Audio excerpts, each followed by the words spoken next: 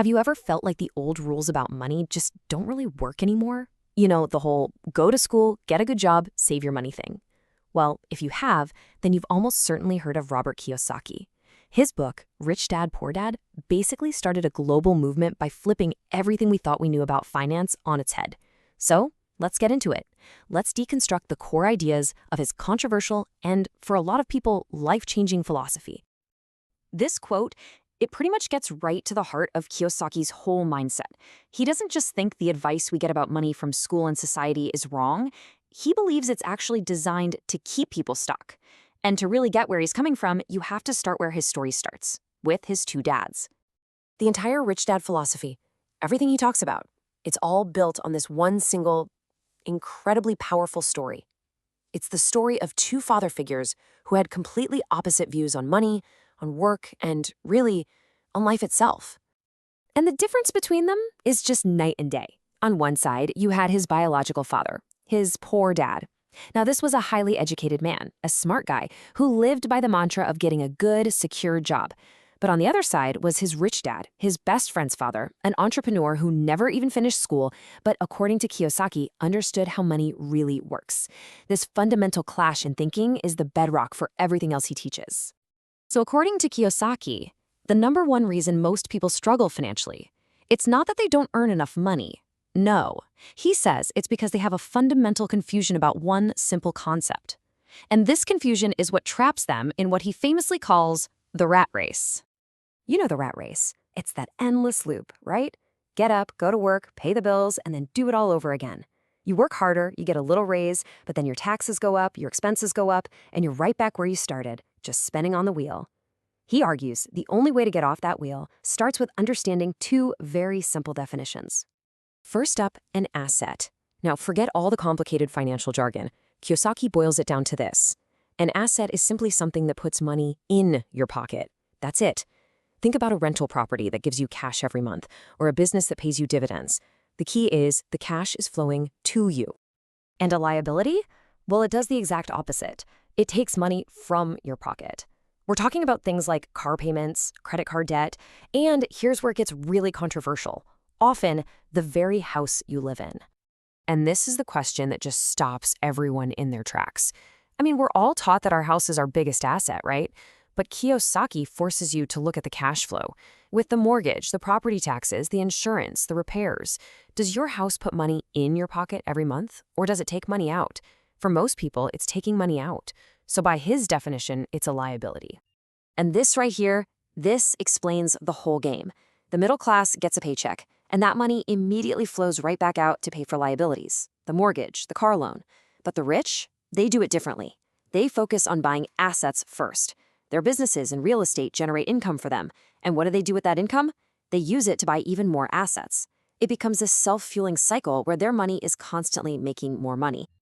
Now, this whole idea of assets versus liabilities, it actually builds into a much bigger, more radical idea. Kiyosaki's philosophy isn't just about your personal budget. It's a full-blown critique of the entire global money system and the very nature of the dollars we all work so hard for.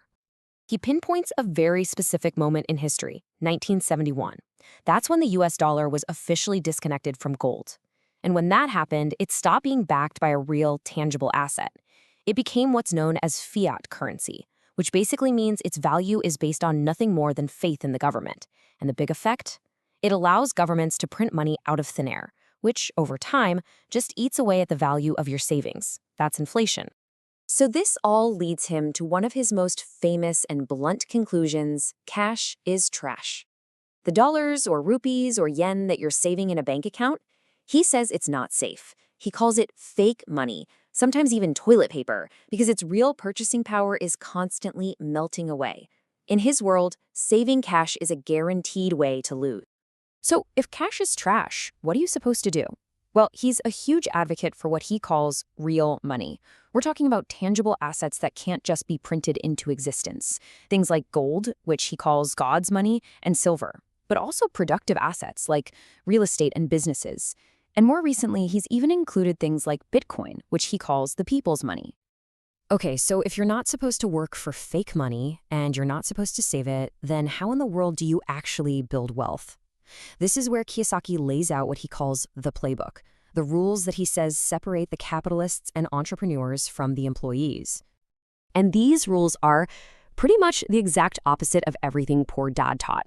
Instead of stay out of debt, rich dad says use debt as a tool to buy cash-flowing assets.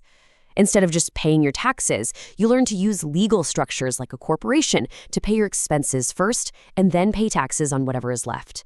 The goal isn't to find a good job, it's to build a system, a business. And maybe most importantly, you have to embrace failure. You have to understand that making mistakes isn't the end, it's actually how you learn and get richer. And just to give you a sense of the kind of scale he's talking about, Kiyosaki claims that he and his partners own somewhere in the neighborhood of 15,000 rental properties. See, he's not just buying one house to live in. He's using debt to build a massive portfolio of assets that are constantly putting money in his pocket. So what does all of this mean for you? Right now, today? Well, Kiyosaki's message, when you boil it all down, is really one of urgency. It's a call for personal responsibility in a world that he sees as being incredibly financially unstable. Now, he is famously pessimistic about the economy. He's almost always predicting that a huge market crash is just around the corner. And look, whether you agree with his timing or not, he uses these stark predictions to drive home his point that relying on a job, a pension, or the government is, in his view, the absolute riskiest financial plan you could possibly have. But at the end of the day, his core message isn't just go buy gold or go buy real estate. The real idea, the biggest takeaway, is that your single most powerful asset is your mind. It's your financial education. True wealth isn't about having a pile of money. It's about understanding how money works so you can make it work for you, instead of spending your entire life working for it. And that leads to this one last, really powerful thought. Every single dollar that comes into your hands is a choice. It's a vote. You can spend it and become a little poorer. You can use it to pay for liabilities and stay stuck in the middle class. Or you can use it to acquire an asset and build a future of financial freedom. The choice, he says, is always yours. So what will you vote for?